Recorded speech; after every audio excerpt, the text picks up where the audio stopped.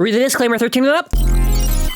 Hello everyone and welcome to the QuadStrike episode review time. For this one, we are at Whirl Night. Yeah, I have to first say before we even get into it, the episodes have been kind of, I don't know, they kind of feel kind of like this right now. It's kind of like, I don't want to say it's like going down or whatever, because at least there is something interesting here, but I feel like the pacing is really bad in this one for some sections. There is some stuff I actually did like quite a bit, but yeah, we'll get into it, right? So, episode starts off with Bell trying to break in, and then after he gets hit by Kit. So, yeah, I gotta say with Anime Bell, I really do not like him.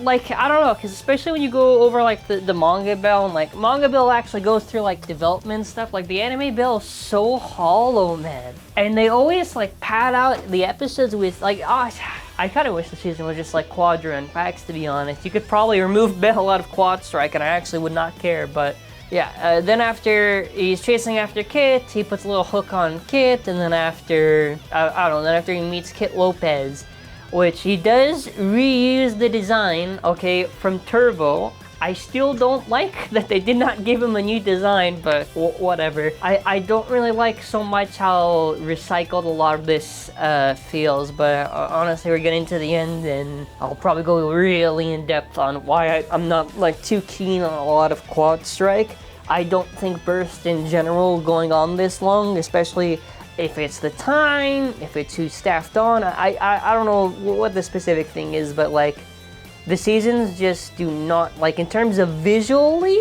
they do not get any better. It's usually a very strong decline. Yeah, and then after, the one thing I did not like in this episode in general was just when they padded it out with flashbacks. It also shows the Whirl Night, very, very cool. And they're already gonna go into a battle, by the way. I actually like his launcher. I don't know if that's sized properly, but I like the colors on that. So they do actually give them all DB launchers, which I do actually like, and they're all like special little colors of them. So then after he launches Whirl, okay, then after, you know, Whirl, I keep on forgetting the orientation looks really weird. So basically, it just does all the air abilities. I don't really think there was at any point, you know, when I was looking at Whirl Night, that I thought maybe there could have been like the gimmicks from Wind Night there.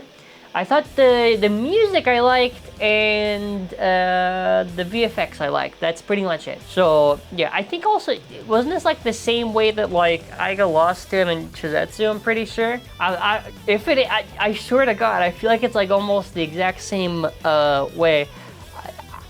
I guess, I don't know, I guess because it's like the first time battling and Bell doesn't really know these bladers, I guess it could make sense for if it was the same way.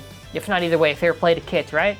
And then after, they're gonna do like this whole champions thing, and Aiger is indeed the champion, which is a little surprised with, because I guess I'm not paying attention. So, because the anime doesn't really bother to go that in depth on ranking, but so he is the champion, alright? So Volt's not, and he is.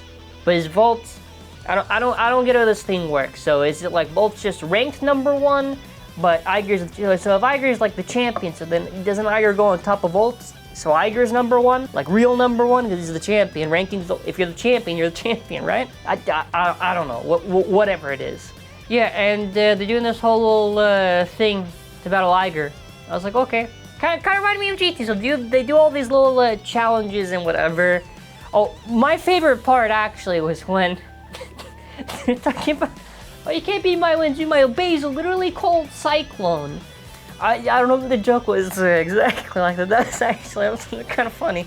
That was kind of funny. But yeah, they're just doing all this challenge stuff, and he notices, oh, yeah, this is the part I was gonna mention. This was before they actually talk about Pax when he notices him. Yeah, they do a flashback. I think there's like 2 instances of this where they do a flashback. It's very jarring when they do this, but yeah, I want to be honest. I'm gonna go back a second. I do not like it when they pad it out with all this stuff of like, oh, remember this? I don't remember this. I think it's like 2 times they do it in the episode. They're just doing like these like blader challenges, whatever. Cool, I guess, I don't know. I think Burst in general just has like a pacing issue, just trying to fill in the time. So he does over here, okay, this is the one where he overhears Pax, and he's like, oh, So this one is where Pax is, Pax and Quadra are talking, and he's like, oh, you have to be you can easily beat them all. You can be the champion, whatever. You know, Aiger is kind of listening into the conversation. He does not like Pax, okay? He does not like Pax, because it's not like that Pax is forcing his goals onto her, and he doesn't know that she actually wants to do what Pax wants to do. So I thought that was a little interesting. So it's her versus Kid, and it's first to 2. So she switches to the edge bottom of Twister, which I forgot they even did any of the change stuff in a while, but indeed.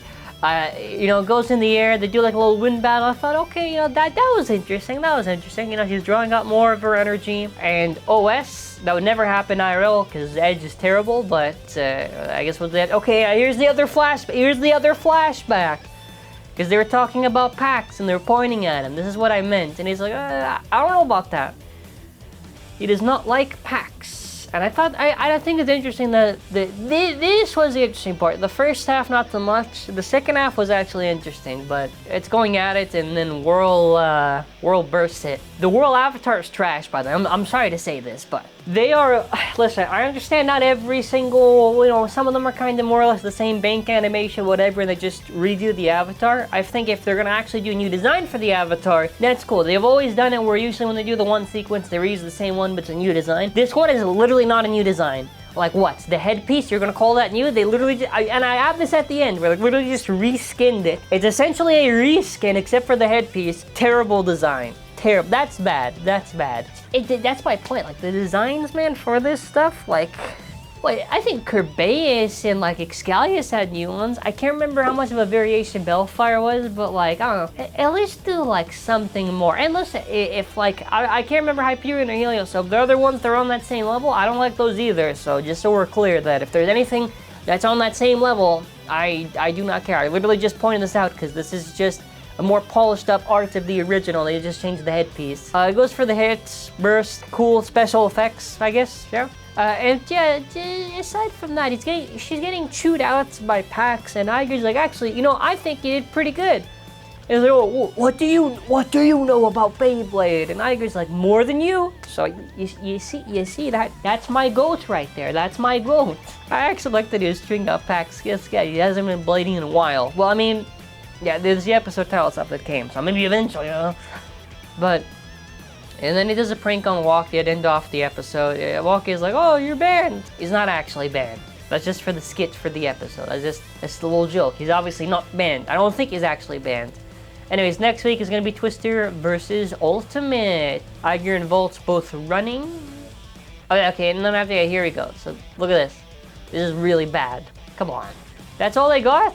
I actually cannot believe this. This is ridiculous. Yeah, well, that's kind of it, right? That's kind of it. Alrighty, final thoughts. The padding was really bad in this. I do not like Bell. I do not like Bell in the little prank thing, whatever. I just, like, the manga is way better for how they write Bell, because actually interesting. He's so hollow in this. What was good was like the Quadrant pre-conversation and Aiger's interaction. I like that. Like the battles at least were kind of interesting on this one. You know, they kind of had something going for it. Aside from that, it's kind of it. Like QuadStrike is kind of like that's kind of it for me. So yeah, I don't know. Hopefully, you know, we get a little bit better. Probably not. But yeah, thank you all for watching. Have a wonderful day and bye.